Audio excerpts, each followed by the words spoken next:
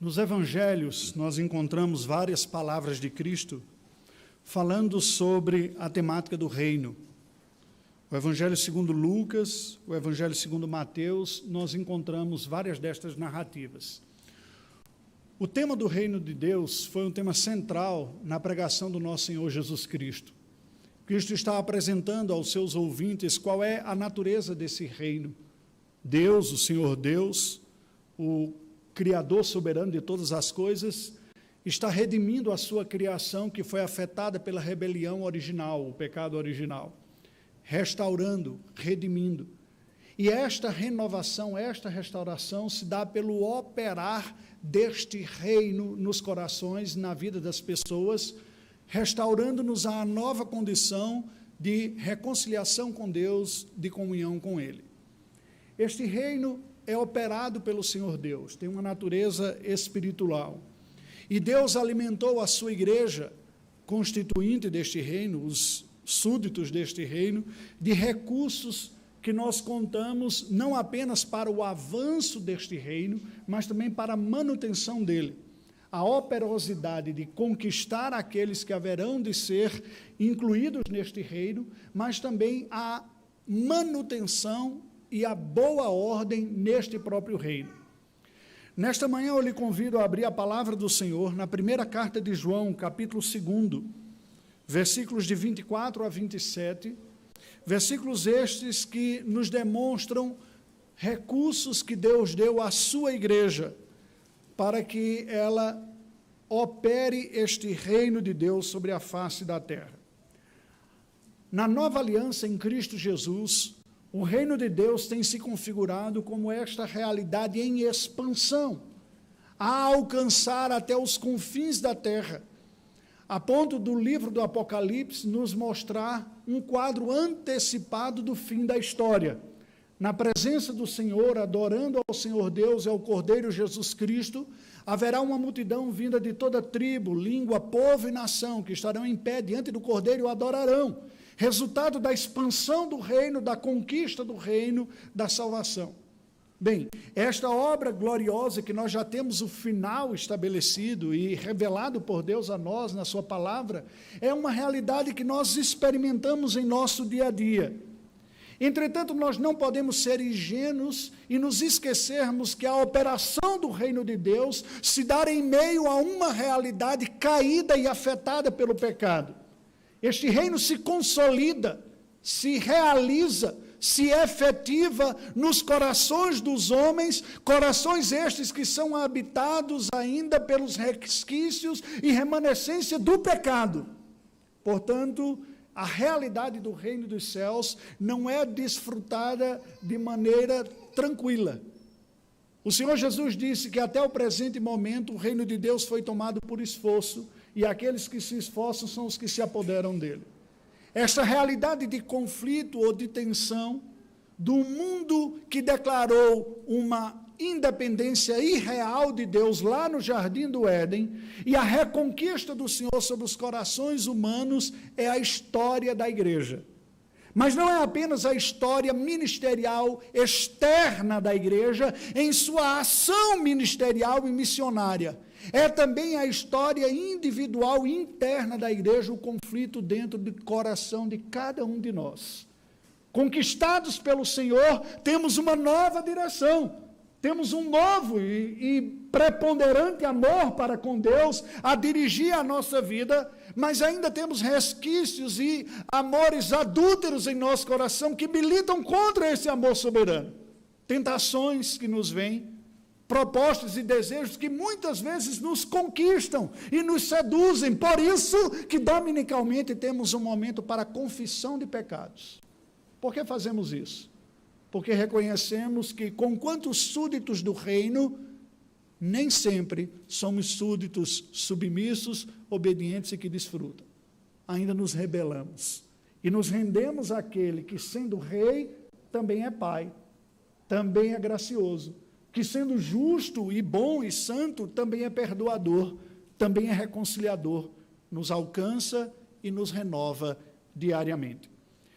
Eu lhe convido a ouvir a leitura que passo a fazer do versículo 24 a 27 do capítulo 2 de 1 João, texto que serve de base para a mensagem desta manhã, que nos diz assim: permaneça em vós o que ouvistes desde o princípio. Se em vós permanecer o que desde o princípio ouvistes, também permanecereis vós no Filho e no Pai. E esta é a promessa que ele mesmo nos fez, a vida eterna. Isto que vos acabo de escrever é acerca dos que vos procuram enganar. Quanto a vós outros, a unção que dele recebestes permanece em vós, e não tendes necessidade de que alguém vos ensine, mas como a sua unção vos ensina a respeito de todas as coisas, e é verdadeira e não é falsa, permanecei nele, como também ela vos ensinou. Oremos ao Senhor. Deus bendito, estamos diante da tua presença, neste momento de adoração, de culto. Suplicamos a ação graciosa e eficaz do teu Espírito, que traz à tona a realidade do reino nos corações de pecadores como nós. Assista-nos em nome de Jesus. Amém. Amém. Meus queridos, o apóstolo João, ao escrever estes versículos que acabamos de ler, nos apresenta dois preciosos recursos que a igreja tem para enfrentar esta luta diária de vivenciar o reino de Deus, de construí-lo. Esta luta e este empenho da igreja cristã e de cada um cristão individualmente é vivenciado em duas esferas. Há uma esfera externa, relacionada ao mundo, às outras pessoas, e há uma esfera interna, relacionada ao nosso próprio coração, à vida da igreja. A igreja do Senhor convive sempre com essa tensão. Temos lutas externas, como disse o apóstolo Paulo, e lutas internas também vivenciando. E não é sábio sermos negligentes a nenhuma dessas frentes, porque podemos ser feridos mortalmente por ataques externos, ou também mortalmente por ataques internos, vindos do nosso próprio coração.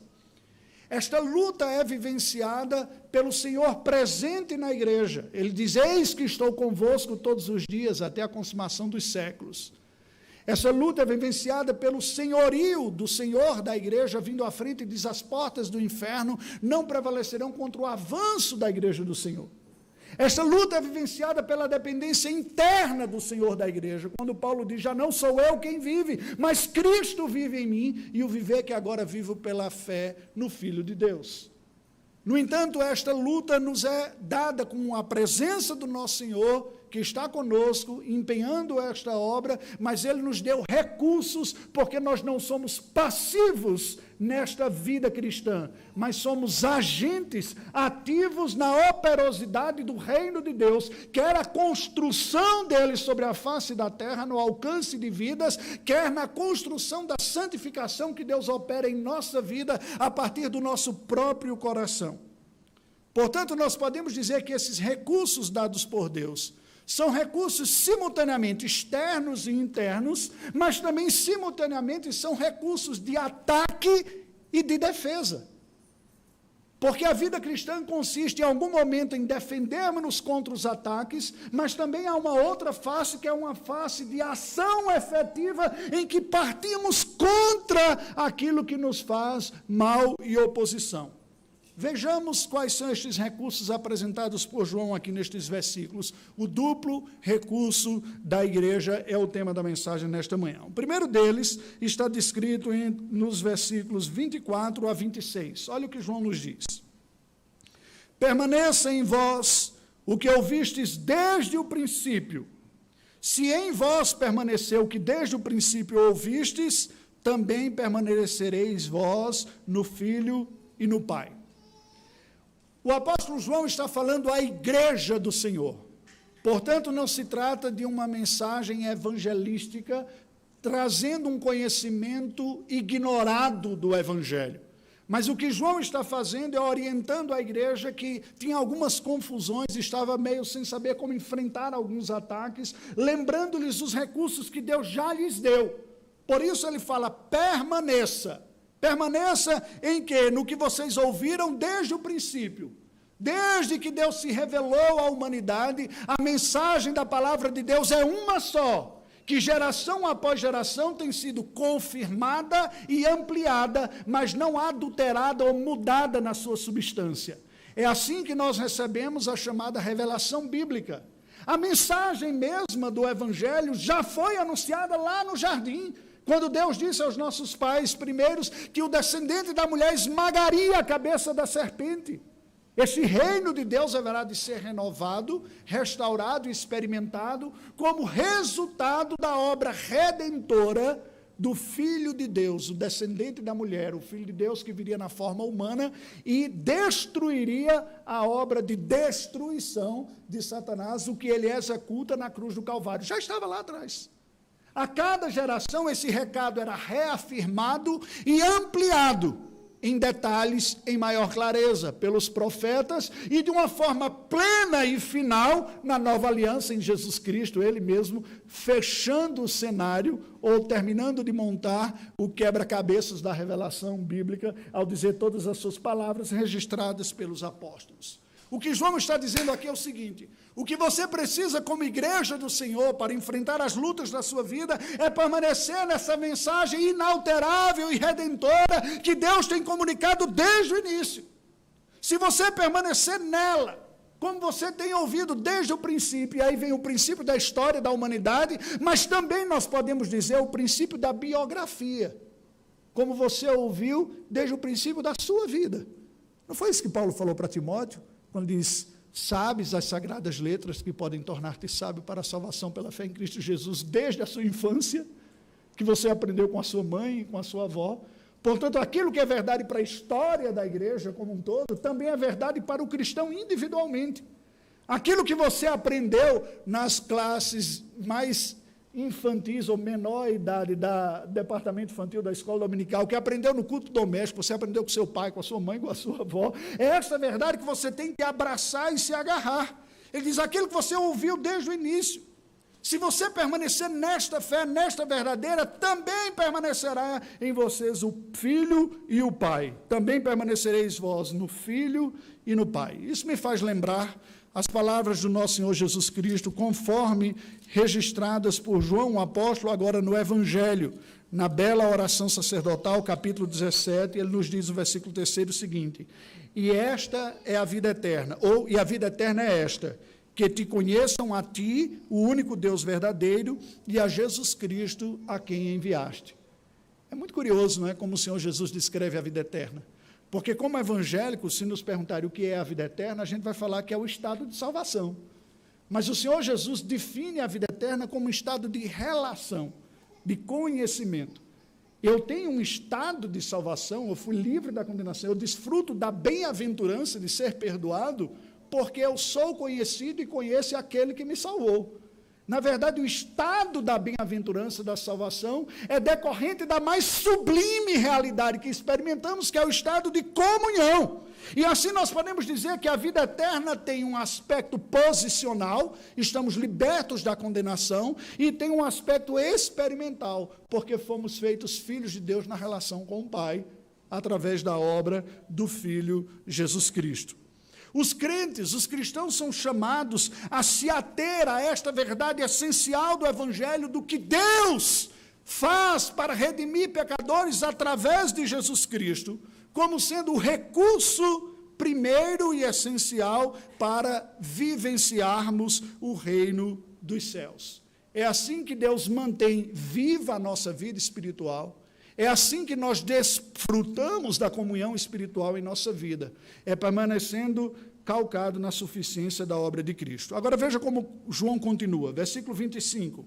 Ele diz, e esta é a promessa que ele mesmo nos fez, a vida eterna. É decorrente desta comunhão com o Pai através da obra do Filho. O resultado de permanecer firmes e satisfeitos pela obra que Deus faz em Cristo, veja, eu falei faz, não apenas fez, porque a obra de Jesus Cristo não foi apenas executada a redenção na cruz do Calvário no passado, mas ela ainda é uma obra atual, pois o autor aos Hebreus diz que nós não temos um sacerdote que não se compadeça de nós, pelo contrário, ele foi tentado em todas as coisas e está à direita de Deus Pai, continuamente intercedendo por nós. Nós ainda hoje desfrutamos e necessitamos da obra de Cristo. Aquilo que ele conquistou e executou na cruz do Calvário é aplicado diariamente na vida do cristão pela vida de comunhão.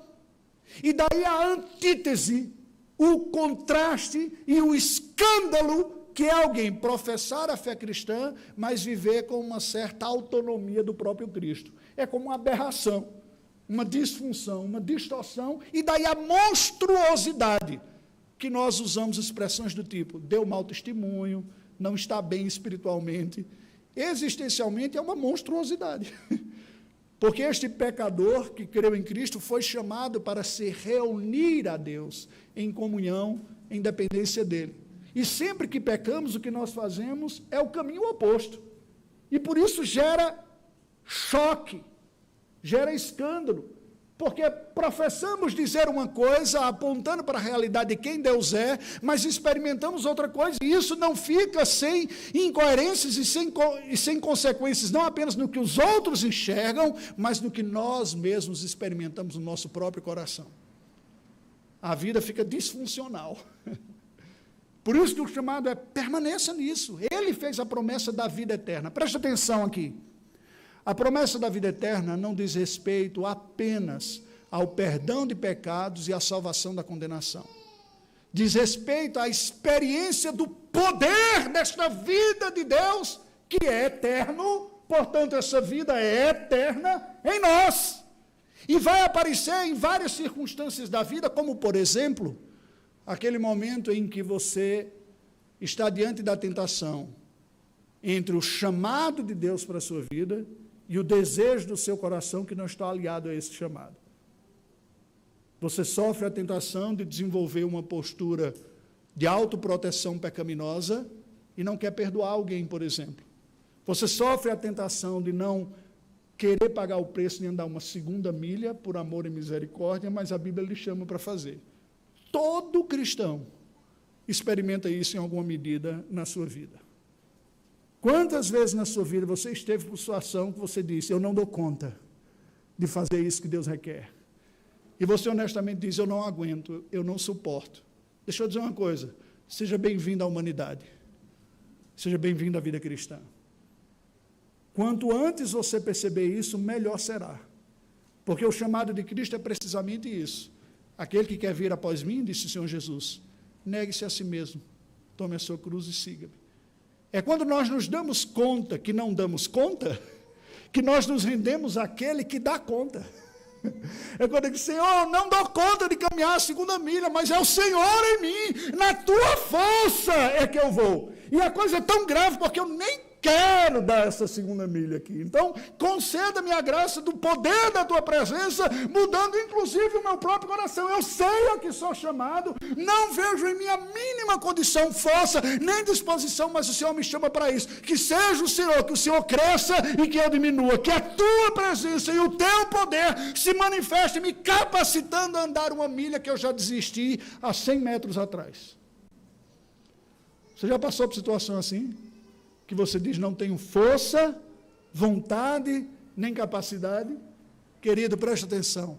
Excelente hora para você voltar para o básico. É Cristo em nós, a esperança da glória. Não nós em Cristo. A piedade cristã, a verdadeira vida cristã, não consiste na minha capacidade de fazer uma boa devocional, chegar a uma boa conclusão e dizer, minha vida não estava tão bem nesse ponto, agora eu vou mudar de postura e vou agir corretamente. Que Deus lhe livre disso. Consiste em dizer, Senhor, não eu, mas o Senhor em nós. Não eu, não é a minha força. Não por força, nem por violência, mas pelo meu Espírito, diz o Senhor. Que realidade da sua vida você tem experimentado desta forma? Você precisa do poder da vida que é eterna dentro de você, porque a sua vida, o seu vigor e a sua força são limitados, mas os de Deus são ilimitados. Quando você se deparar com situações que lhe levam ao limite, que o limite lhe leve aos joelhos, porque aquele que lhe chamou e me chamou para morrermos, é aquele que diz que eu viverei em você, eu habitarei em você. Versículo 26, João conclui essa parte dizendo, isto que vos acabo de escrever, é acerca do que vos procuram enganar. Enganar por quê?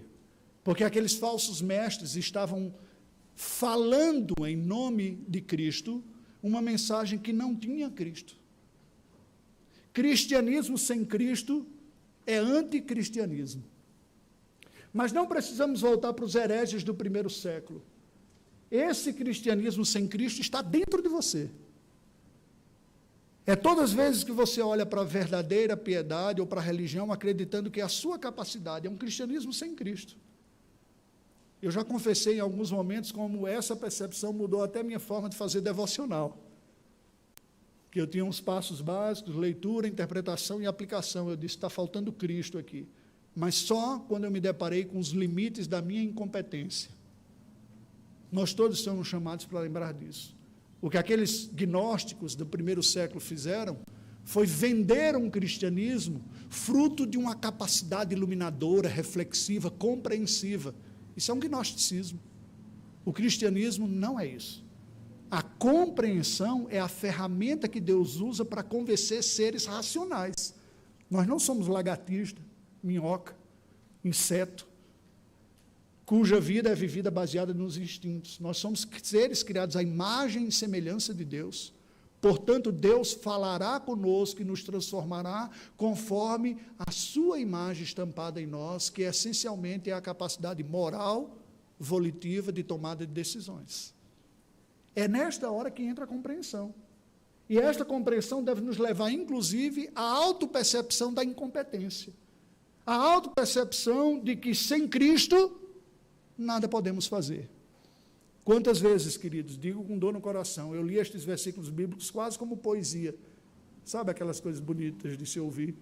Mas, na verdade, elas estão dizendo literalmente o que estão dizendo. Jesus diz, sem mim, nada podeis fazer. É nele. Isso é o cristianismo. Este é o primeiro recurso que a igreja tem. Qual é? O Cristo vivo. E a fé nesse Cristo vivo deve marcar a nossa vida diariamente. Hoje eu preciso de Cristo. Hoje eu preciso da graça de Cristo. Hoje eu preciso do poder de Cristo. Hoje eu preciso da presença de Cristo na minha vida para caminhar em direção à glória dele. Para desfrutar. Jesus é o recurso profundo e eterno da igreja. Mas o segundo recurso está no versículo número 27. Olha como João completa. Ele diz, quanto a vós outros, a unção que dele recebestes permanece em vós, e não tendes necessidade que alguém vos ensine. João combate a cegueira daquela seita, daquele desvio, lembrando da unção, que aqui é usado para descrever a revelação de Deus na sua palavra. O Evangelho, a mensagem da cruz, a mensagem bíblica, que não é simplesmente uma mensagem meramente humana, os seres humanos usados por Deus o foram sob um processo de inspiração, o que torna diferente este livro que você tem em mãos e quaisquer outros livros que você possa pegar. Todos os livros escritos foram escritos por homens, mas esse que você tem em mãos foi escrito por homens sob uma ação do Espírito, o que o qualifica palavra de Deus, diferente. Portanto, é um livro e é um recurso ungido, porque ele vem da própria ação do Espírito Santo, se utilizando dessas pessoas, como Pedro escreve, diz, homens santos, movidos da parte de Deus, falaram pelo Espírito Santo. É isto que nós temos, e João está dizendo o seguinte, vocês receberam, que isto permaneça em vocês, vocês não têm necessidade que alguém complemente um conteúdo que já não tenha sido entregue a vocês na palavra. Preste atenção que isso aqui é importante. O que a reforma protestante fez, entre outras coisas, foi voltar para este princípio.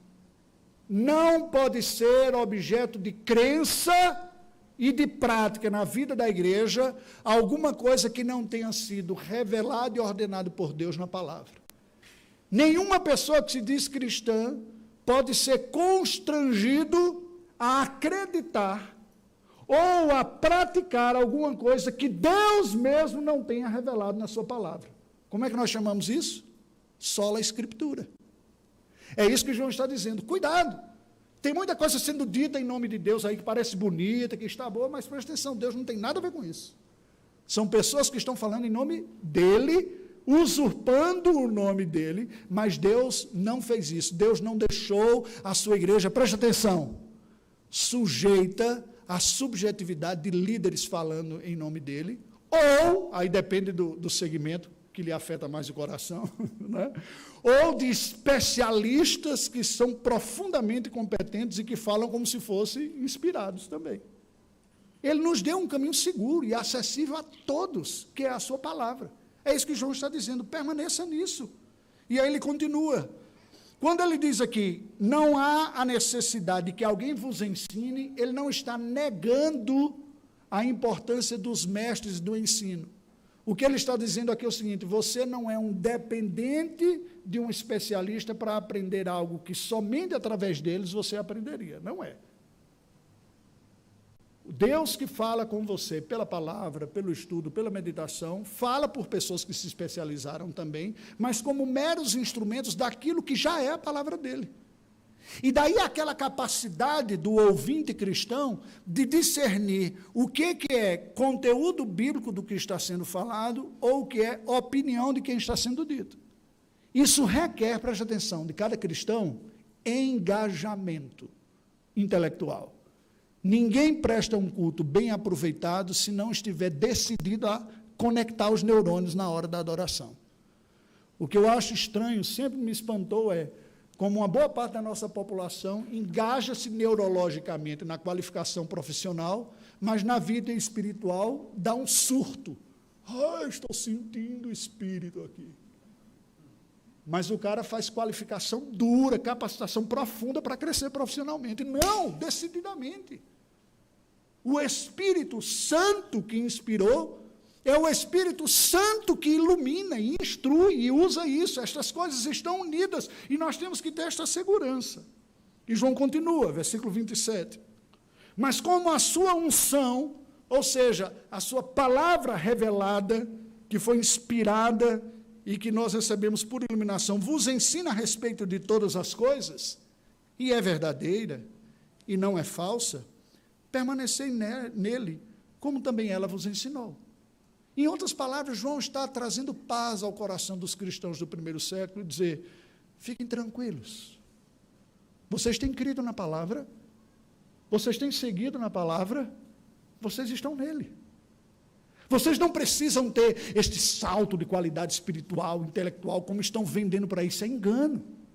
Fiquem firmes na palavra. É assim que Deus conduz a sua igreja. É assim que Ele forma a sua igreja.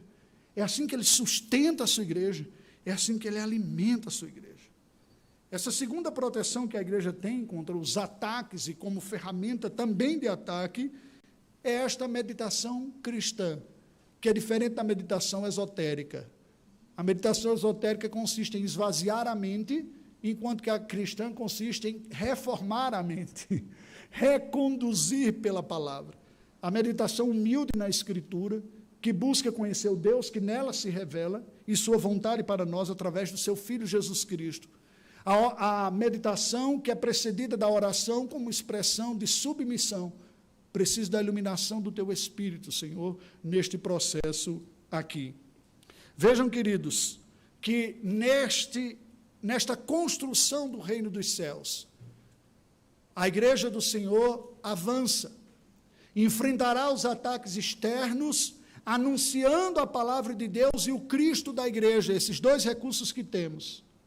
Nesse avanço do reino dos céus, na nossa vida, dentro de nós também precisamos desses dois recursos.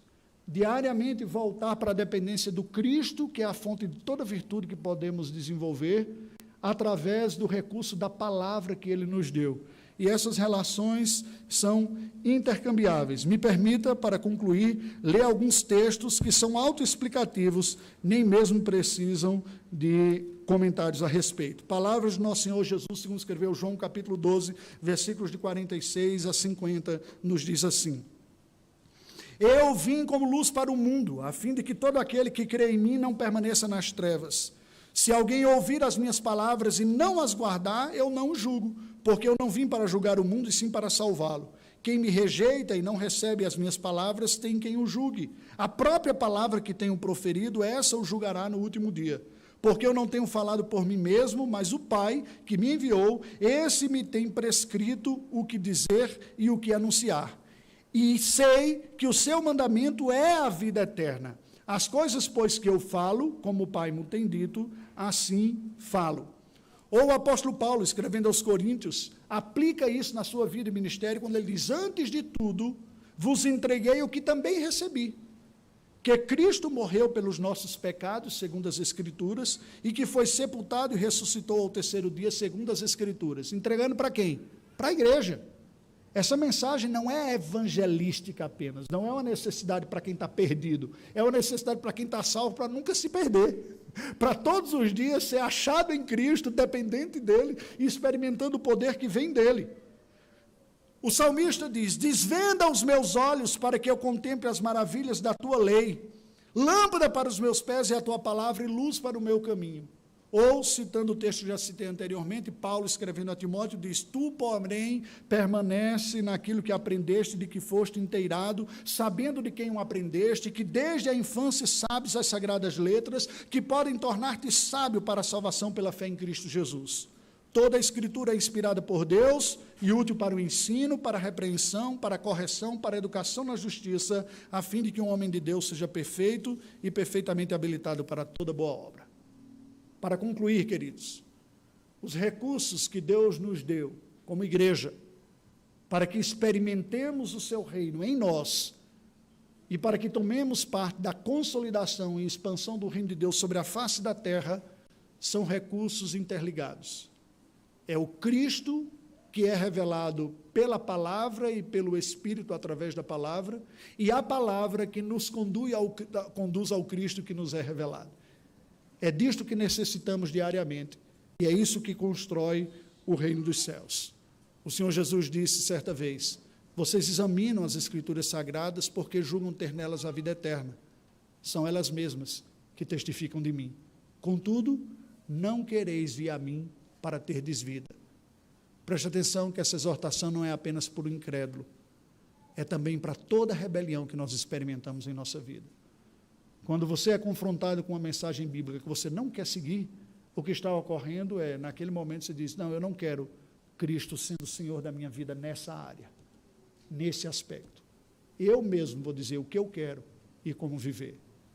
Quando nós não queremos ir a Cristo, nós nos mostramos disfuncionais.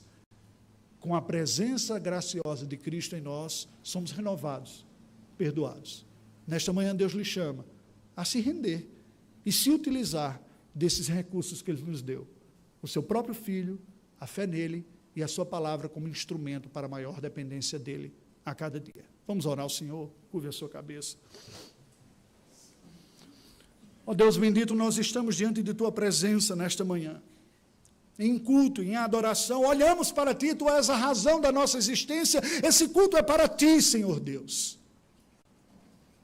Ousamo-nos nos apresentar, ousamo-nos apresentar e ofertar a Ti este culto, pela absoluta dependência e confiança da obra aperfeiçoadora do Teu Filho Jesus, cujo sacrifício e obra sacerdotal de constante intercessão por nós, nos torna qualificados à Tua presença.